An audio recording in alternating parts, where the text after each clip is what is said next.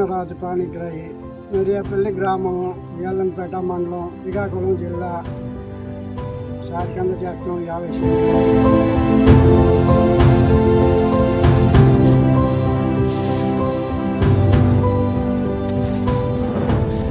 పాడీలు తీసి మళ్ళీ పాడీలు పొడాలండి. మట్టి దిబ్బల్లాగా చేసుకొని గత్తం గట్ట వేసి ముందర సైజ్ చేసి పాడీలు పొడిచి సారి కింద ముక్కలు పోసి వేస్తామండి.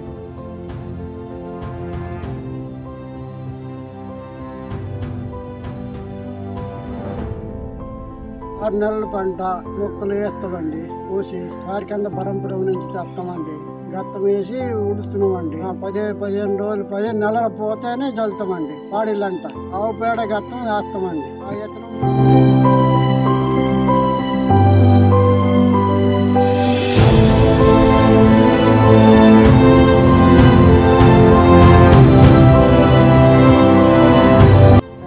ఐదు 6 దుక్కులు దున్ని మొక్క అయిన వరకు కొద్దిగా వేసి గత్తం జల్లుకొని చేస్తున్నామండి. దీనికి మంచి దిగుబడి వస్తుంది. పని గొప్ప కష్టమైన పని అండి. మొత్తం తొలి గోళీలు గీయాలండి.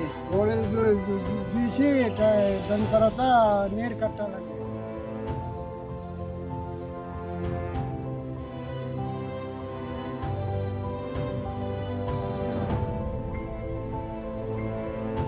కట్టుకొని దాని తర్వాత ఇలా గోతులు తీయాలండి. సన్నగా బట్టలు వాల్చి ఎక్కడికి బట్టలు వాల్చి గోతులు తీయాలి.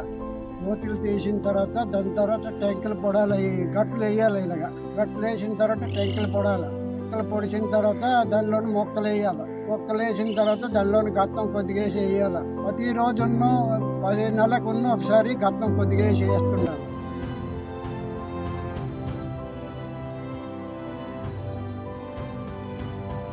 అలాగా 6 నెలల వరకు ఇది నీరు సౌకర్యం ఉండాలి. నీరు సౌకర్యం ఉంటేనే పంట పండుతుంది, లేకపోతే పోతుంది.